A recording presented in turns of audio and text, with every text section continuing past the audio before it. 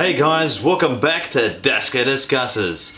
Today I'm going to look at yet another remake, this time of, Roald Dahl's classic The Witches. Let's do this.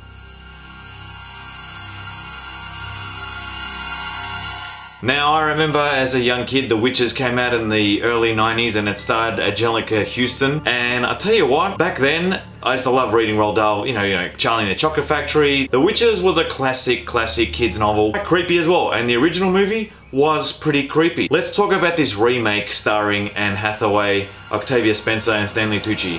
Okay, well, what do we say about it? Yeah, it's a remake. Yep, is there gonna be spoilers? Tiny little bit, so if you haven't seen it, well, I'm not going to spoil too much, but put it this way, if you've seen the original, then you've pretty much seen this. It is a remake. What happens in it? A young little boy, basically he's got his grandma and he hears all these mythical tales about witches, about how his how his grandma grew up and she basically, saw these witches do these kind of spells on her friends, and he gets this whole kind of like mysterious history about witches. And then he ends up going to this hotel, and there's you could say the Anne Hathaway, who we find out is the head witch, whatever. She's obviously got her whole coven there, and she's running like this seminar about how to destroy all the children of the world, right? Here lies the bit of a problem with this. As the story goes on, and you've got this thing about how the little boy sees, goes in to see the High Witches, and he sees all the transformation. There's a key scene there, just like in the book and in the original film, the transformation scene about how, the witch tells all her followers to take their wigs off and their shoes off. We get that. That's a famous scene. And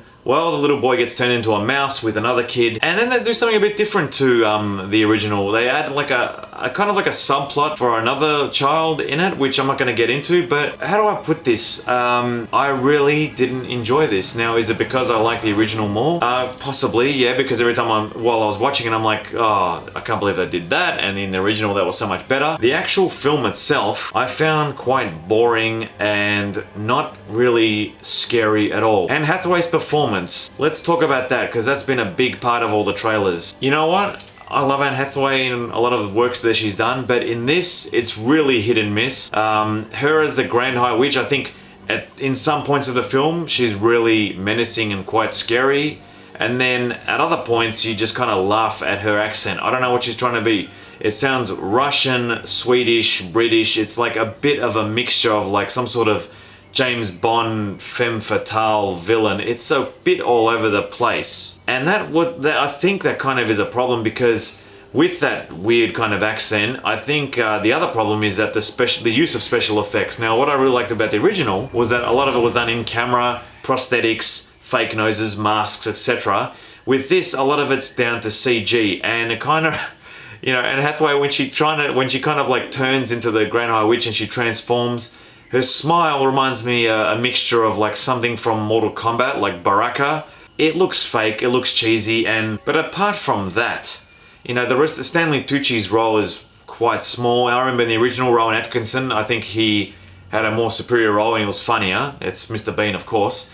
But Octavia Spencer as the grandma, not bad. The narrator is Chris Rock. Out of all this, trying to build this menacing atmosphere and trying to make it scary, you've got Chris Rock's voice there, making it lighthearted and humorous at times. Now, I don't know what the movie's going for. Is it trying to be a creepy kids film, or is it trying to be a creepy kids film with humor in it?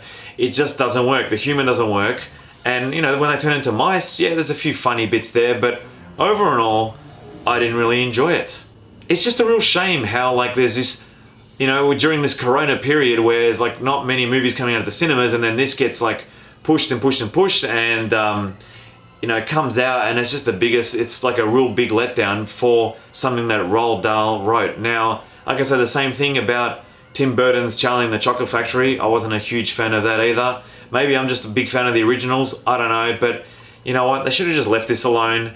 And look, all in all, here is what I'm going to say about it. If you want to go down that nostalgic kind of route and you love the book and you love the old film, go and watch it and make up your own mind. If you haven't watched the old film and you just read the book, then go watch the old one first. And two, if you got young kids and you think, oh yeah, I'll go take the kids to watch it, be warned, read the IMDb rating for parents. The way kids are these days, I'm not saying we had a thicker skin back in the 90s, but there's probably some bits they might get scared. My overall rating for The Witches remake is a 4.5 out of 10. Yep, not even a pass for me. I'm sorry, I just didn't enjoy it at all. Everything was just, the only good parts are maybe the soundtrack, some of the like, you know, atmospheric visual effects, not on the faces, but other things that I can't really get into because it's spoilers. And that's it really. I mean, the cinematography is okay, the production design looks great, but everything else, flat, not even a pass. 4.5 for The Witches remake. Hope you enjoyed this review, guys. So let me know what you thought in the comments of The Witches.